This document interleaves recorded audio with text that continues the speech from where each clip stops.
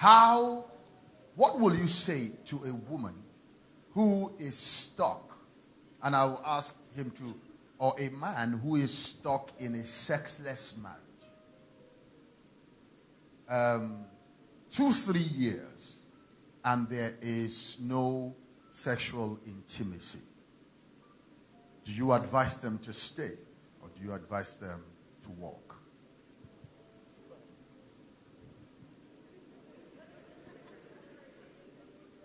Is this mic on?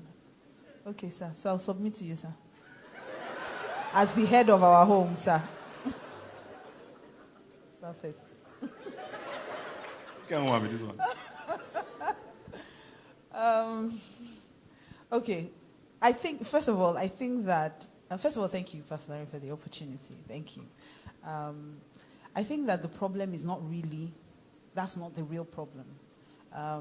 Because not having sex is just an offshoot of the real issues. So if we're asking them to break the marriage just on the fact that they don't have sex, that would be bad counsel. So we need to sit down and find out what the real issues are. Are they friends? Are we having a great relationship, just talking, but we're not sexually attracted to each other? If we're not sexually attracted to each other, has it always been? Did it just start? Was it after kids? Are there kids? Is it that things have just gone cold? So if it's that things have gone cold and they're still friends, but it's just that there's either no time or we just don't feel amorous towards each other. Yeah, that happens. There are cases 2-3 years, cases we're dealing with like 2-3 years. So it depends, maybe children. If you've had a baby, usually a woman knows that your life is shut down for at least a minimum of 2 years because the child is hanging on to you for 2 years. So she may easily forget that the man needs her as well. In fact, at some point that almost happened. Not sexually. It just almost happened that I was paying a lot of attention to my son. When I had my last baby, he was always with us, always, and boys are different from girls. Boys eat more than girls, so he was constant, and I do, exclusive. So at some point, my husband just came one day and said, today this boy is moving to the next room. I drive him. Move, my friend. When you marry a woman, you can be sucking forever. Not here. My friend, move. Your time, your rent is over. And the honest truth was I didn't notice. I didn't notice that I was giving him so much attention. Because, he's a boy, so he would constantly be between us. He was family planning. So I was not really thinking about that. Yes, if we wanted to have sex, of course, yes, I would send him away. But for a few minutes, before he's back, my husband said, I know as I pay for this wife, this boy cannot come out. When he marry on, you go and do anyhow. So I had to, him telling me made me more conscious. So I had to have him start sleeping with someone in the next room. Then maybe in the middle of the night I express those kind of things. But I now started paying more attention. I was now conscious. But that's because our friendship was still at a very good level. So we could talk. We're talking. He would tease me about it sometimes. That, this boy don't come. You don't get boyfriend now. Things like that. It started dropping. So, like I said, I don't think it's just the sex. Are they still friends? Then if it is just that, we're friends, but there's just no time, then we have to consciously make time. Intimacy doesn't just happen. It's something that you have to work out. You have to be intentional about intimacy. It's not just going to happen. The way you felt about each other the first year might not be the way you feel about each other 3 years down the line. It will definitely not be the way you feel about each other when they're kids. You'll be tired. If you have young children, you'll be very tired all the time. You are doing homework, you're answering questions. And if you married a man who is not hands-on, you're going to do it all alone. So, of course, in the night, you want to sleep. Then you now come and put hand on your back and say, honey, I won't sleep. I better no verse. So I think that is something that they have to be intentional about. So, like I said, there are a lot of other questions we need to ask to be able to really answer this question. But of course, Pastor K has the Spirit of God at deeper levels, so maybe there are things he knows that. Was it a woman that asked the question? Yes, he was just trying to, but I think it was a woman that asked the question. Okay. Interestingly, it's not an uncommon case at all. But really, like my wife said, to give a good answer, we need more information. Has it always been like that? There are cases we've dealt with where it has always been like that. So there's no bringing back to where we used to be. There was nothing we used to be. I don't know if you're getting what I'm saying. There's some cases where, we had a great sex life, then it has waned.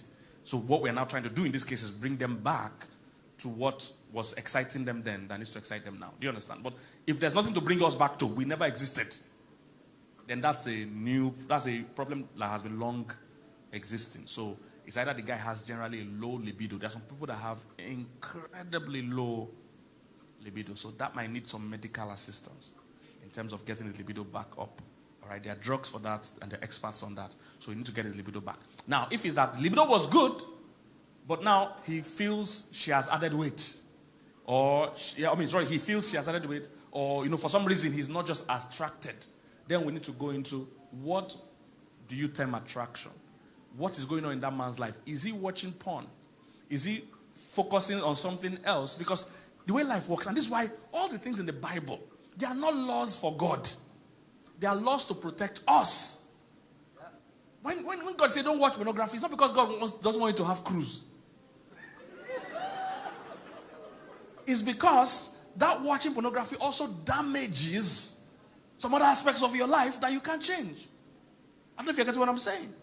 So if you're watching pornography, what that means is that you will start to lose attraction for your spouse. Because you are gaining, your attraction is one. If you're focusing it on these models that are not real, you can't focus the same attraction on your wife that is real, that has given birth to 4 children. Her body is not going to be like this woman's own. These women have not given birth, or at least they are cosmetic. Somebody getting what I'm saying? So there are many things we'll look at. Is he involving, someone that's not having sex, is he like not having sex anywhere at all? Because some men, this is why the men are having sex at home. It's because they're having sex somewhere. So there are too many factors that we need to look at. And do they even have a marriage outside of this sex? There was somebody I counseled. I do virtual counseling globally. So there are people that book sessions to do counseling. There was somebody that got counseled from abroad. She says she has been married for a short time, 1 or 2 years.